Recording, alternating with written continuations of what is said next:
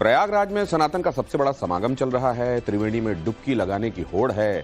महास्नान को लेकर world record तो पहले ही बन चुके हैं, बावजूद उसके लाखों भक्तों का रेला देश के अलग अलग कोनों से संगम नगरी जाने के लिए बेताब है। स्थिति ये कि जितने लोग प्रयागराज के भीतर मौजूद हैं, उतने ही लोग शहर के बॉर्डर पर एंट्री के इंतजार में हैं। घंटों के सफर में दिन के दिन लग जा रहे हैं। हाईवे पर पुलिस यू टर्न ले लेकर वापस जाने की अपील भी कर रही है। और ऐसे में प्रयागराज जाने का क्या है शॉर्टकट? बिग एंड बोल्ड की ये तीसरी एक्सक्लूसिव।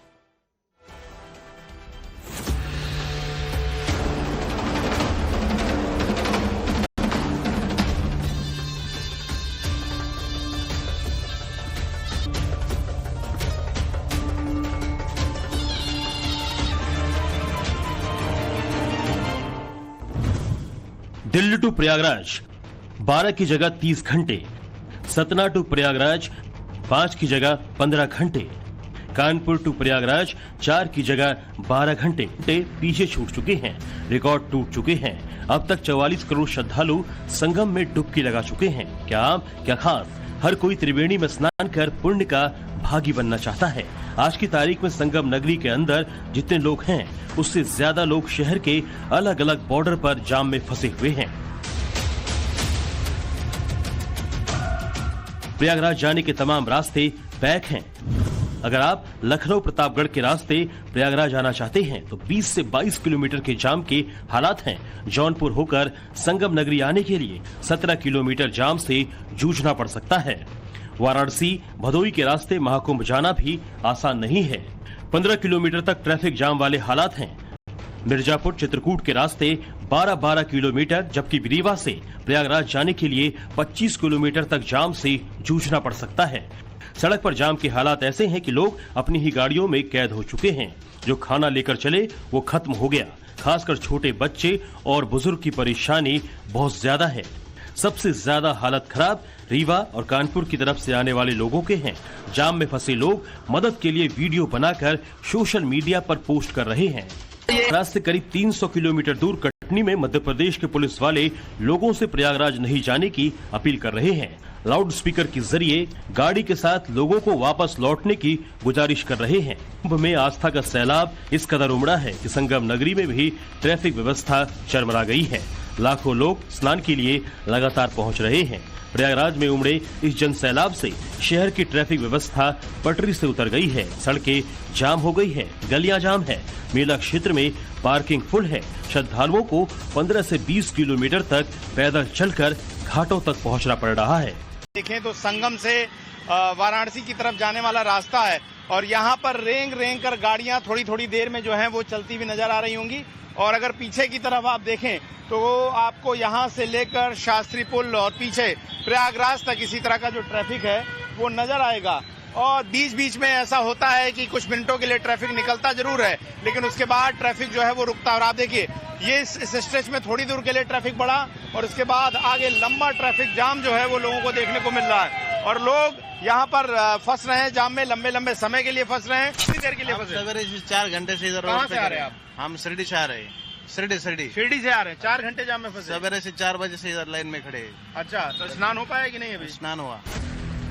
अभी महाकुंभ मेला 26 तारीख तक है, यानी अगले 15 दिन प्रयागराज आने वाले हाईवे पर गाड़ियों की इसी तरह की कतार दिखेगी। टोल बैरियर की वजह से ट्रैफिक जाम की समस्या गंभीर हो जाती है।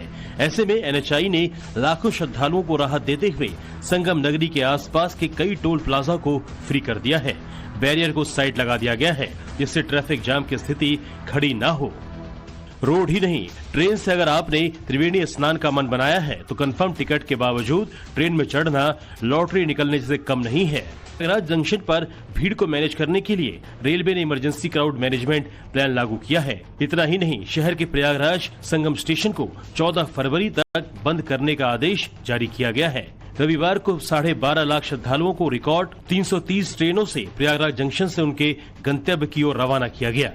प्रयागराज महाकुंभ के अवसर पर 8 स्टेशन पे बहुत अच्छे से रेलवे का व्यवस्थित तरीके से काम चल रहा है। राज्य प्रशासन के साथ, मेला प्रशासन के साथ मिलके एकदम कोऑर्डिनेटेड वे में चल रहा है।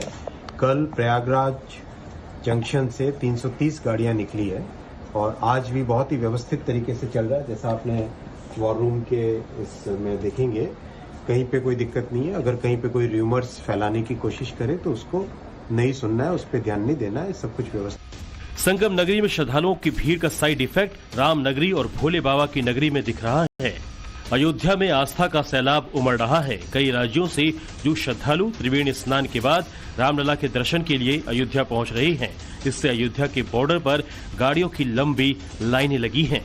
वहीं प्रयागराज जंक्शन पर भीड़ को मैनेज करने के लिए रेलवे ने इमरजेंसी क्राउड मैनेजमेंट प्लान लागू किया है। इतना ही नहीं, शहर के प्रयागराज संगम स्टेशन को 14 फरवरी तक बंद करने का आदेश जारी किया गया है। रविवार को 12.5 लाख श्रद्धालुओं को रिकॉर्ड 330 ट्रेनों से प्रयागराज जंक्शन से उनके गंतव्य की ओर रवाना किया गया। प्रयागराज महाकुंभ के अवसर पर 8 स्टेशन पे बहुत अच्छे से रेलवे का व्यवस्थित तरीके से काम चल रहा है।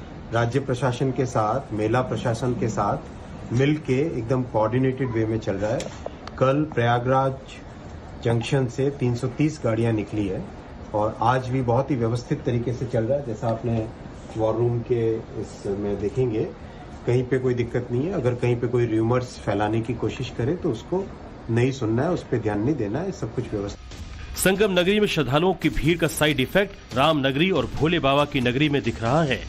अयोध्या में आस्था का सैलाब उमड़ रहा है। कई राज्यों से जो श्रद्धालु त्रिवेणी स्नान के बाद रामलला के दर्शन के लिए अयोध्या पहुंच रहे हैं। इससे अयोध्या के बॉर्डर पर गाड़ियों की लंबी लाइनें लगी हैं।